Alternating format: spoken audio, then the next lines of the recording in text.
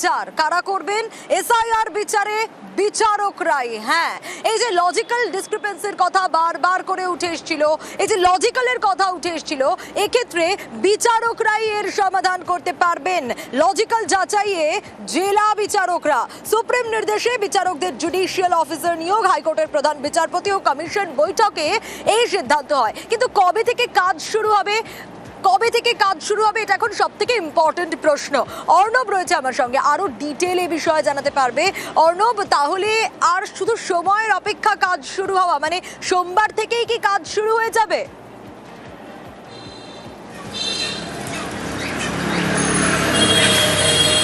দেখো, শুক্রবার সুপ্রিম কোর্টের আদেশ, নজিরবিহীন আদেশ, এবং তারপর শনিবার দিন কলকাতা হাইকোর্টের একটা হাই ভোল্টেজ বৈঠক, এবং সেই বৈঠকের যে সিদ্ধান্ত হয়েছে তাতে আজ রবিবার আজ থেকেই জুডিশিয়াল অফিসাররা, মূলত জেলা বিচারক বা অতিরিক্ত জেলা বিচারকেরা, তারা রেইকির কাজ শুরু করে দিচ্ছেন। হয়তো সমস্ত জেলাতে এটা না করা সম্ভব হলো, বেশ কিছু জেলায় আজ থেকেই কিন্তু জেলা বিচারকরা তারা কিন্তু রেইকি করতে শুরু করছেন। এই এসআইআর হিয়ারিংটা কী করে হয়, কিভাবে করা যাবে, পুরো বিষয়টা তারা হাতে কলমে করতে যাচ্ছেন, এমনটাই হাইকোর্ট সূত্রে খবর। শুধু তাই নয়, এক্ষেত্রে অতিরিক্ত জেলা জজ বা জেলা জজ এই মুহূর্তে আমাদের রাজ্যে সিটিং রয়েছেন প্রায় 196 থেকে 97 জন। এর পাশাপাশি সদ্য যারা রিটায়ার করেছেন অতিরিক্ত জেলা বিচারকের পদ থেকে বা জেলা বিচারকের পদ থেকে, তাদেরও এই অংশে ইনক্লুড করা হচ্ছে। এবং আজকে এই রেইকি করার পর যেটা সর্বশেষ আমরা তথ্য পাচ্ছি, প্রধান বিচারপতি রবিবার ছুটির দিনেও সন্ধে 5টা নাগাদ তিনি কলকাতা হাইকোর্টে যাচ্ছেন, এবং আজকের রেইকি পর্ব অতিরিক্ত জেলা বিচারকরা কীরকম করলেন, অর্থাৎ লজিক্যাল ডিসক্রিপেন্সি বা আনম্যাপ যেটা সুপ্রিম কোর্ট বলেছে, এই কাজে কীরকম তারা সাড়া পাচ্ছেন, তারা কতটা শিখতে পারলেন, কতটা তাদের পক্ষে খুব ইজি হলো বিষয়টা, সেটা নিয়ে তিনি একটি রিপোর্ট নেবেন। অর্থাৎ আজ বিকেল 5টার সময় রবিবার ছুটির দিনে প্রধান বিচারপতি সুজয় পাল তিনি কলকাতা হাইকোর্টে যাচ্ছেন। আজকে রবিবার তিনি জেলায় জেলায় অতিরিক্ত জেলা বিচারকরা এই এসআইআর কাজে যে রেইকি করবেন তার তিনি রিপোর্ট নেবেন। শুধু তাই নয়, জুডিশিয়াল অফিসারদের নিয়ে তিনি একটি সন্ধ্যেতে ভার্চুয়াল বৈঠকও করতে চলেছেন বলেই তোমার কাছ থেকে জানতে চাইবো। এই যে তুমি বলছিলে যে বিচারকরা ইতিমধ্যেই রুম রেকির কাজ শুরু করে দেওয়ার কথা, সেক্ষেত্রে একটু দর্শকদের জন্য জানতে চাইবো এই রুম রেকিতে কিভাবে হবে এই কাজ?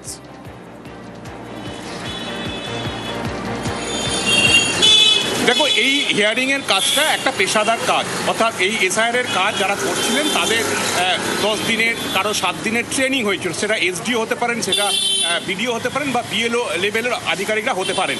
প্রত্যেকের জন্য একটা প্রশিক্ষণ বাধ্যতামূলক ছিল। এক্ষেত্রে গতকাল বৈঠকের পর যখন প্রধান বিচারপতি ভার্চুয়াল বৈঠক করেন জুডিশিয়াল অফিসারদের সঙ্গে, প্রায় 200 জন জুডিশিয়াল অফিসার, জেলা বিচারক বা অতিরিক্ত জেলা বিচারক এই ভার্চুয়াল কনফারেন্সে ছিলেন। সেখানেই ইলেকশন কমিশন অফ ইন্ডিয়ার যিনি ল হেড বিজয় পান্ডে, তিনি 8 ঘন্টার একটা সেশন করান, এবং কিভাবে এসআইআর শুনানির কাজ, অর্থাৎ ক্লেম, অবজেকশন, লজিক্যাল ডিসক্রিপেন্সি হয় সেটা তিনি ব্যাখ্যা করেন। এই ব্যাখ্যা পাওয়ার পরই আজ থেকেই জেলা বিচারকরা তারা রেইকিতে যাবেন, এমনটাই গতকাল বৈঠকে সিদ্ধান্ত হয়েছে। এবং সেই রেইকি থেকে কি আউটকাম এলো, জেলা বিচারকরা কোনো রকম সমস্যায় পড়লেন কিনা, সেই বিষয়টা নিয়েই আজ সন্ধ্যেতে প্রধান বিচারপতি ফের ভার্চুয়াল কনফারেন্স করবেন রাজ্যের সমস্ত জুডিশিয়াল অফিসারদের নিয়ে, এমনটা আমরা হাইকোর্ট সূত্রে জানতে পারছি। অর্থাৎ এই রেইকিটা হচ্ছে এসআইআর যে ক্লেম, অবজেকশন, অর্থাৎ লজিক্যাল ডিসক্রিপেন্সির নামের বানান ভুল বা অন্যান্য তথ্যের যে গরমিল, যেগুলো খুঁত রয়েছে, মাইক্রো অবজারভারদের দিয়ে আমাদের রাজ্যে জাতীয় নির্বাচন যেভাবে কাজটা করার চেষ্টা করেছিল, সেখানে যে কোথাও খুঁত থেকে যাচ্ছে, যেটা সুপ্রিম কোর্ট তাদের পর্যবেক্ষণে এটা স্পষ্ট করেছে, সেই খুঁত যাতে কোনোভাবেই না থাকে, কাজেই সুপ্রিম পাওয়ার দেওয়া হয়েছে সুপ্রিম আদেশের জন্য। এক্ষেত্রে জেলা বিচারক বা অতিরিক্ত জেলা বিচারকরা তাদের যে নির্দেশ হবে, তারা যে হিয়ারিং করার পর এই ক্লেম অবজেকশন বিষয়টি খতিয়ে দেখার পর যে নির্দেশ বা যে বিধান দেবেন, সেটাই সুপ্রিম বিধান হিসাবে পরিণত হবে। সেই কাজটাই আজকে রেইকি করা, একটা বলা যায় যে মক ড্রিলের মতো একটা বিষয়, সেটা করবেন। এবং করতে গিয়ে কোন কোন সমস্যায় পড়লেন, আরও পেশাদার কোনো প্রশিক্ষণের প্রয়োজন রয়েছে কিনা জুডিশিয়াল অফিসারদের, সেই বিষয়টাই নিয়ে আজ সন্ধ্যাতে একটি ভার্চুয়াল বৈঠক করবেন প্রধান বিচারপতি। এবং তারপরেই পুরোদমে যদি পুরো জিনিসটার মধ্যে গ্রিন সিগন্যাল পান, অবশ্যই আমাদের নজর থাকবে, প্রত্যেকটা পার্টে আমরা নজর রাখবো অবশ্যই। অর্ণব, আর হাইকোর্টের নির্দেশের পর বিচারকরাও বৈঠকে আছে। এই যে জেলায় জেলায় কাজ হবে, এসআইআর এর বিচার করবেন বিচারকরাই, কিভাবে হবে এই কাজ, বৈঠকে কি কি বিষয় উঠে আসতে পারে, কোন কোন বিষয়গুলো খুব গুরুত্বপূর্ণ, কিভাবে জেলায় জেলায় কাজ হবে, সান্নিক রয়েছে আমার সঙ্গে। সান্নিক, খুব ইম্পর্টেন্ট এই নির্দেশের পরেই বিচারকরা যে বৈঠক করছেন, কারণ এই বৈঠক থেকেই তো সিদ্ধান্ত হবে কিভাবে জেলায় জেলায় বিচারকরা কাজ করবেন।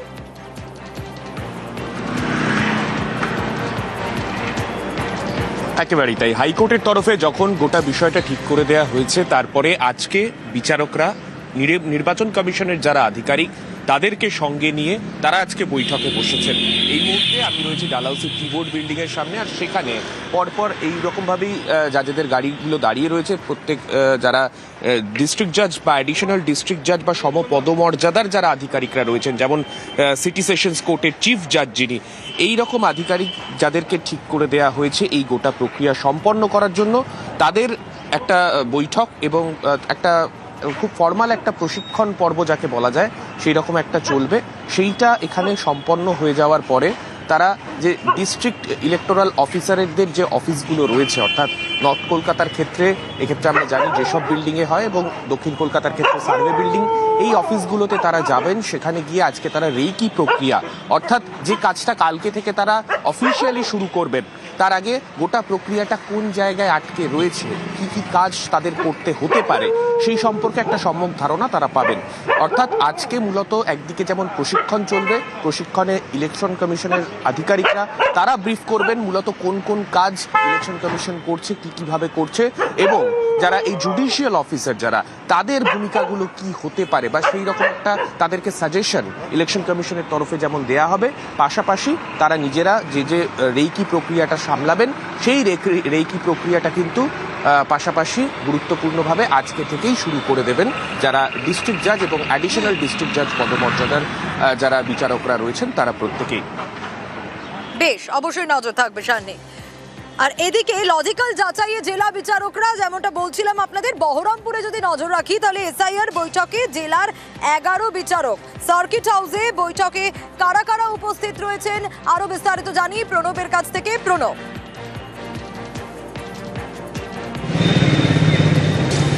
দেখো, বহরমপুরের রবিবার সকালবেলাতেই কিন্তু জেলার বিচারক যারা রয়েছেন 11 জন বিচারক, তারা কিন্তু বহরমপুরের যে সার্কিট হাউস রয়েছে সেখানে বৈঠক শুরু করেছেন। এবং জেলা প্রশাসনের আধিকারিক, জেলা শাসক থেকে আরম্ভ করে জঙ্গিপুর এবং মুর্শিদাবাদের 2 পুলিশ সুপার এবং অতিরিক্ত জেলা শাসক সহ এসডিওরা প্রত্যেকেই কিন্তু এই বৈঠকে ঘোষণা করেছেন। মুর্শিদাবাদ জেলা কিন্তু যথেষ্টভাবে গুরুত্বপূর্ণ, কারণ সীমান্তবর্তী জেলা, এবং বিচারক যারা যে দায়িত্ব নেবেন সেই দায়িত্বের পরিপ্রেক্ষিতে কি কি তাদের কাজ করতে হবে। প্রায় 18.5 লক্ষ মানুষকে হিয়ারিংয়ে ডাকা হয়েছিল, এবং তারপরে দেখা গিয়েছে যে একাধিক বিএলআরও তারা আত্মহত্যা করেছেন। তারপরে এমনকি ভোটাররাও কিন্তু এই ঠিক মতন তারা ডকুমেন্টস জোগাড় না করতে পেরে আতঙ্কের জন্য কিন্তু একাধিক ভোটাররা তারাও কিন্তু আত্মহত্যা করার ঘটনা ঘটেছে। এবং সেই দিক থেকে কি কি সমস্যা রয়েছে না আছে, সেই কারণে জেলা প্রশাসনের যারা আধিকারিক রয়েছেন, যারা এসআইআর কাজ করছেন, তাদের সঙ্গে কিন্তু এই বিচারকরা, তারা কিন্তু যিনি ডিস্ট্রিক্ট জাজ আছেন তার নেতৃত্বে কিন্তু বৈঠক চলছে। এবং জঙ্গিপুর থেকে আরম্ভ করে বিভিন্ন যে সীমান্তবর্তী এলাকাগুলোতে রয়েছে, যেখানে বিভিন্ন ধরনের ডিসপুট কাগজের ডকুমেন্টসের ক্ষেত্রে কিন্তু প্রচুর পরিমাণে গরমিল দেখা গিয়েছে, সেই সমস্ত কাজগুলো কিভাবে হবে সেগুলো কিন্তু জেলা শাসকের নেতৃত্বে সেই সমস্ত কাজগুলো কিন্তু তারা বুঝে নিচ্ছেন। এখনো প্রায় 1 ঘন্টা হয়ে গেল সেই সার্কিট হাউসে কিন্তু এখনো পর্যন্ত সেই বৈঠক চলছে, এবং বেশ কিছুক্ষণ আরও কিছুক্ষণ চলবে বলে কিন্তু আমরা জানতে পারছি। তারপর কিন্তু তারা দায়িত্বভার নেবেন, এবং জঙ্গিপুর থেকে আরম্ভ করে বহরমপুর, কান্দি এবং লালবাগ কোর্টের মধ্যে 11 জন কিন্তু বিচারক এই বৈঠকে অংশগ্রহণ করেছেন। একেবারে অবশ্যই নজর রাখবো। এবং এসআইআর এর বিচারে বিচারকরাই এবার বিচার করবেন, এসআইআর এর বিচার করবেন। আর সেক্ষেত্রে কারা করবেন, সুপ্রিম নির্দেশ মেনে সিদ্ধান্ত, আর তারপর হাইকোর্টের বৈঠকেও সিদ্ধান্ত। হ্যাঁ, যারা বিচারক রয়েছেন, জেলা বিচারক রয়েছেন, অতিরিক্ত জেলা বিচারক রয়েছেন, এই পদমর্যাদার আধিকারিক যারা, তারাই এসআইআর এর কাজ করবেন, তার নিচু তলার অফিসাররা নন।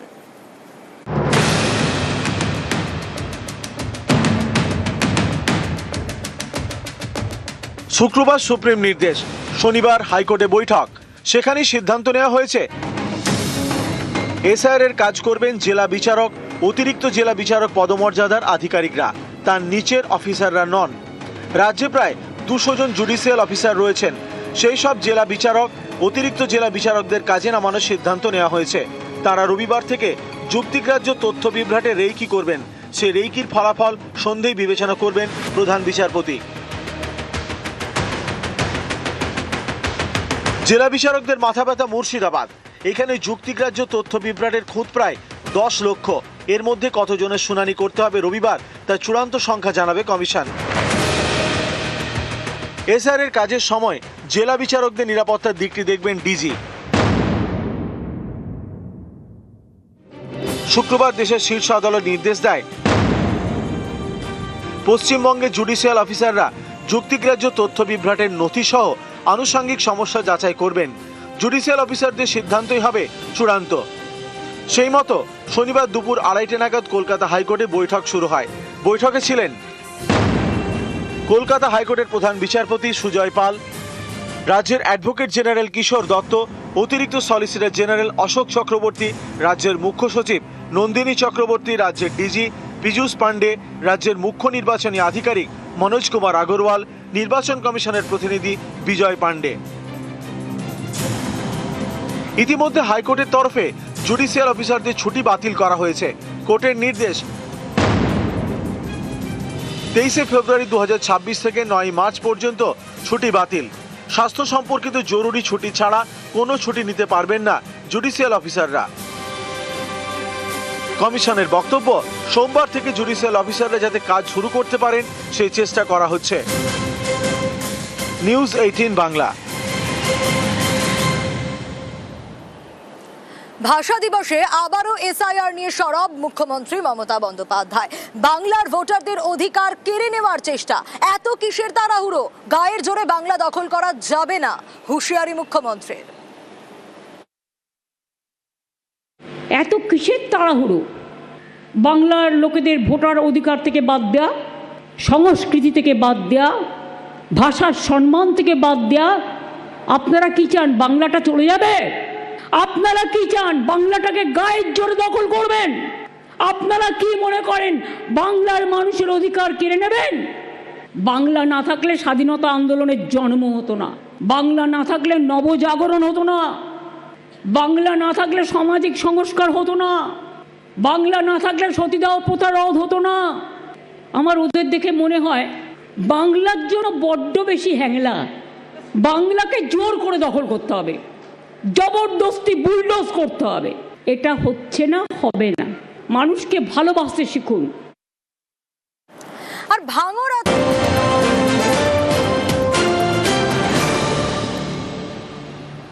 ফিরলাম ব্রেকের পর। আর ঠিক ব্রেকে যাওয়ার আগে যে খবরের দিকে নজর রাখবো বলেছিলাম, ভাঙড় আছে। ভাঙড়েই কেন এই কথা বলছি তার কারণ, ভোট এসে গেছে কিন্তু দফায় দফায় উত্তপ্ত ভাঙড়। কাল রাতভর ঠিক কি কি ঘটনা ঘটেছে একটু আপনাদের সামনে যদি রাখি, তাহলে প্রথমেই ছবি দেখাই। তৃণমূল নেতা খায়রুল ইসলাম, খায়রুল ইসলামের ওপর হামলার অভিযোগ। আহত এই খায়রুল ইসলাম কে? তিনি শওকত ঘনিষ্ঠ। শুধু তাই নয়, খায়রুল সহ আরো 4 জন আহত বলেও খবর পাওয়া যায়। গাড়ি ভাঙচুরের অভিযোগ ওঠে, মাথা ফেটে গেছে বলে অভিযোগ ওঠে। ঠিক কি ঘটেছে, কাদের বিরুদ্ধে এই অভিযোগ, আরো বিস্তারিত এই বিষয়ে জানাতে পারবে আমার সঙ্গে রয়েছে আমার প্রতিনিধি। জানতে চাইবো তার কাছ থেকেই আরো বিস্তারিত এই বিষয়ে জানাতে পারবে কল্যাণ রয়েছে আমার সঙ্গে। কল্যাণ, এক্স্যাক্টলি ঠিক কি ঘটেছে, কেন এরকম একটা সিচুয়েশন তৈরি হলো ভাঙড়ে?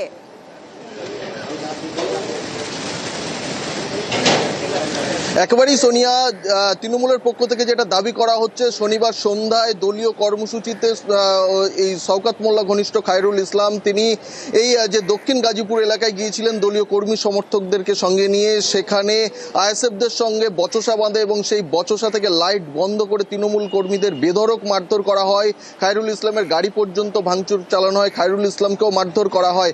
এই ঘটনায় আহত অবস্থায় তাদেরকে উদ্ধার করে জিরানগাছা গ্রামীণ হাসপাতালে ভর্তি করা হয় এবং সেখান থেকে একজনের অবস্থা আশঙ্কাজনক হওয়ায় তাকে এমআর বাঙ্গুর হাসপাতালে ভর্তি করা হয়। এই ঘটনার পর ঘটনাস্থলে পোলেরহাট থানার পুলিশ কর্মীরা তারা ঘটনাস্থলে যায় এবং এলাকা ফাঁকা করে দেয়। তবে এই যে ঘটনা ঘটেছে সেই ঘটনা নিয়ে এলাকার সাধারণ মানুষজন কিন্তু যথেষ্ট আতঙ্কিত। খবর পাওয়ার সঙ্গে সঙ্গে ক্যানিং পূর্বের বিধায়ক তথা ভাঙড়ের অবজারভার তিনি জিরানগাছা গ্রামীণ হাসপাতালে আসেন এই যে যারা আহত হচ্ছে তাদেরকে দেখার জন্য। সোনিয়া, বেশ, সঙ্গে থাকো কল্যাণ।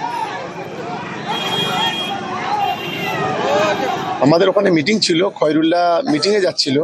সেখানে যখন মিটিং হচ্ছে, মেন ফেলে দিয়ে চতুর্দিক থেকে সমাজ বিরোধীরা আমাদের কর্মীদের উপর আক্রমণ করে। আমাদের ইতিমধ্যে 4 জন কর্মী ইনজিওর হয়েছে এবং হেড ইনজুরি, একজনের অবস্থা খুবই সিরিয়াস, গাড়ির কাঁচ ভেঙেছে। এই ঘটনার আমরা তীব্র নিন্দা করছি এবং অবিলম্বে দোষীদের গ্রেপ্তারের জন্য আমরা পুলিশ প্রশাসনকে অনুরোধ করছি। আমরা এতবার মার খেয়েছি, এতবার জেল কেটেছি, একটা প্রমাণ দিতে পারবে যে আমাদের ছেলে মেরেছে ওখানে? একটা প্রমাণ দিক। ভিডিওতে বলছে নাকি করেছে, দেখাক যে এই ছেলেটা আইএসএফ এর এটা নেতৃত্ব মেরেছে।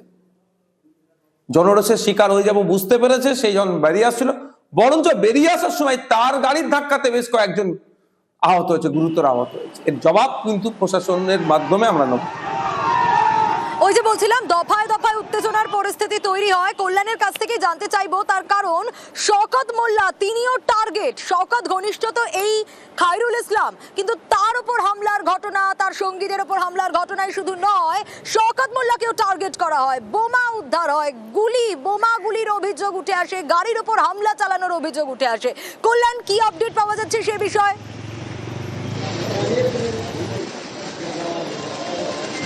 একেবারেই সোনিয়া, যে কথা বলছিলাম, শওকত ঘনিষ্ঠ যে খায়রুল ইসলামের উপর হামলা হয়, সেই ঘটনার পর যখন খায়রুল ইসলামকে দেখতে আহত অবস্থায় শওকত মোল্লা যখন দেখতে হাসপাতালে যান এবং সেখান থেকে তার বিশাল কনভয় নিয়ে তিনি পোলেরহাট থানাতে আসেন এবং পোলেরহাট থানাতে এসে সেখানে অভিযোগ দায়ের করেন।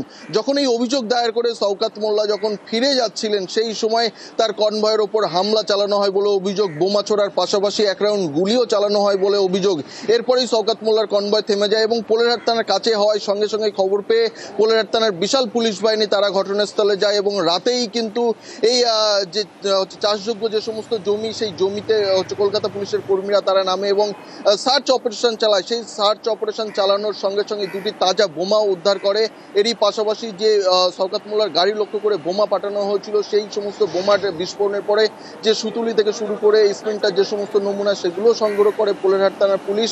এরপরে শওকত মোল্লা পুনরায় পোলেরহাটে বোমা উদ্ধারের ঘটনা দেব, সেই ডিটেলও আপনাদের। আইএসএফ আশ্রিত সমাজ বিরোধীরা একেবারে মরিয়া। যখন এদের পায়ের তলাতে জমি সরছে, তখন নওশাদ সিদ্দিকীর মদতে আমার গাড়ির উপরে বোম এবং গুলি চালানো হলো। এটা অত্যন্ত নিন্দাজনক ঘটনা। পুলিশ সেখান থেকে লাইভ বোম সহ যে বোম চার্জ করা হয়েছে তারও সুতুলি সব উদ্ধার করে। এই আইএসএফ আশ্রিত সমাজ বিরোধীরা তারা এই ধরনের নক্কারজনক ঘটনা ঘটাচ্ছে। এটা ওদের কালচার, এটা ওদের স্বভাব। আমরা তৈরি, চালান দেখি কত গুলি, কত বোমা। নওশাদ সিদ্দিকীর মদতে এই সমস্ত ঘটনা ঘটছে। আমরা অবিলম্বে বলবো যে নওশাদ সিদ্দিককে অবিলম্বে গ্রেপ্তার করা। নওশাদকে গ্রেপ্তার করলে এই এলাকায় শান্তি ফিরবে। আর পোলেরহাটেই আবারও তাজা বোমা উদ্ধারের ঘটনা। হ্যাঁ, পোলেরহাট থেকে আবারও বোমা উদ্ধারের ঘটনা। যেমনটা বলছিলাম, ভাঙড়ে দফায় দফায় উত্তেজনার পরিস্থিতি তৈরি হয়। মঙ্গলপুর খুনে বটতলায় বোমা উদ্ধারের ঘটনা, তাতেই চাঞ্চল্য ছড়িয়েছে। ঘটনাস্থল থেকে 3 তাজা বোমা উদ্ধার করে পুলিশ।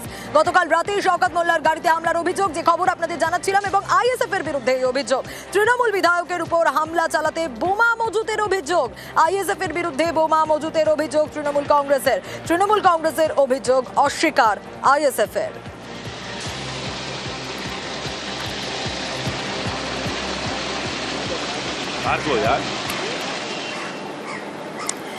ভোট ঘোষণার আগেই রাজ্যে কেন্দ্রীয় বাহিনী মোতায়েন হচ্ছে। হ্যাঁ, একেবারে 2 দফায় 480 কোম্পানি কেন্দ্রীয় বাহিনী মোতায়েন হতে চলেছে 1 মার্চ আর 10 মার্চ। এখনো ভোটের দিন ঘোষণা হয়নি। প্রথমবার ভোটের দিন ঘোষণার আগে থেকেই এত পরিমাণ কেন্দ্রীয় বাহিনী মোতায়েনের সিদ্ধান্ত।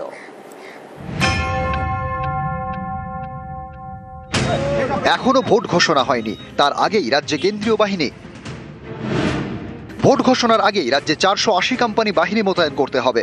এর মধ্যে 1 মার্চ 240 কোম্পানি এবং 10 মার্চ 240 কোম্পানি বাহিনী মোতায়েন করা হবে বলে জানিয়ে দিয়েছে স্বরাষ্ট্র মন্ত্রক। এটা ইসিআই থেকে হয়েছে, এটা আজকে খবর পেয়েছি আমি। এই কেন্দ্রীয় বাহিনী কিভাবে কাজ করবে বাট দেখা যাক। এটা তো এখানে লেখা আছে কি ডিজি সঙ্গে কথা করবে, স্টেট যে অবজার্ভার আছে ওনার সঙ্গে কথা করবে, সবাই সঙ্গে কথা করবে, অর্ডার মধ্যে লেখা আছে। রাজ্যে এসআইআর এর শুনানি শেষ হয়েছে। এই শুনানি চলাকালীন দক্ষিণ 24 পরগনার বাসন্তী এবং মুর্শিদাবাদের ফারাক্কা সহ বেশ কয়েকটি কেন্দ্রে উত্তেজনা ছড়ায়, ভাঙচুর চলে। জানা গিয়েছে, কমিশনের আশঙ্কা চূড়ান্ত ভোটার তালিকা প্রকাশের পরে অশান্তি হতে পারে। সেই মতো তারা বেশ কিছু স্পর্শকাতর এলাকা চিহ্নিত করেছে। এই ধরনের স্পর্শকাতর এলাকাতেই ভোট ঘোষণার আগেই মোতায়েন করা হবে কেন্দ্রীয় বাহিনী। বিধানসভা ভোটের নির্ঘণ্ট প্রকাশের আগেই রাজ্যে মোতায়েন হচ্ছে কেন্দ্রীয় বাহিনী, কিন্তু এই কেন্দ্রীয় বাহিনী রাজ্যের কোন কোন স্পর্শকাতর এলাকায় মোতায়েন করা হবে তা নিয়ে সিদ্ধান্ত নিতে আগামী সপ্তাহে বৈঠক হতে চলেছে। যে বৈঠকে চূড়ান্ত হয়ে যাবে রাজ্যের কোন কোন এলাকা স্পর্শকাতর এলাকা হিসাবে চিহ্নিত করছে জাতীয় নির্বাচন কমিশন। 26শে ভোট ঘোষণার আগেই রাজ্যে 480 কোম্পানি কেন্দ্রীয় বাহিনী। এভাবে বিধানসভা ভোট ঘোষণার আগে 2016 সালে রাজ্যে বাহিনী মোতায়েন করা হয়েছিল, কিন্তু তার সংখ্যায় এত বেশি ছিল না। নির্বাচনকে সামনে রেখে যে প্রস্তুতি নেওয়া, সেই প্রস্তুতি নির্বাচন কমিশন নিক, কিন্তু নির্বাচন কমিশন বাহিনী পাঠালে হবে না, বাহিনী সক্রিয় থাকে। এখানে তো পুলিশ বাহিনীকে অন্য রাস্তায় নিয়ে যায়, যেখানে ঝামেলা হয় তার উল্টো দিকে নিয়ে চলে যায়। এতে তো কোনো লাভ হবে না। বাহিনীর সংখ্যা, বাহিনীর উপস্থিতি নয়, বাহিনীকে কার্যকর ভূমিকা পালন করতে হবে। গতবার প্রায় 950 কোম্পানি বাহিনী এসেছিল। পারলে রাশিয়া ইউক্রেনের বাহিনী আনবে, পারলে রাষ্ট্রপুঞ্জের শান্তিরক্ষী বাহিনী আনাবে। দিনের শেষে বাহিনী ভোট দেবে না, ভোট দেবে বাংলার মানুষ। যে বাংলার মানুষ দেখছে বিজেপির বঞ্চনা, বিজেপির অত্যাচার, এই লজিক্যাল ডিসক্রিপেন্সির নামক অসভ্যতা, বাংলা ভাষায় কথা বললে অত্যাচার। 10.5 কোটি বাঙালি যখন ভোট দিতে যাবে, ভোটের লাইনে এই হয়রানিগুলোর লাইন বাঙালি ভুলবে না। সোমরাজ বন্দ্যোপাধ্যায়, নিউজ 18 বাংলা।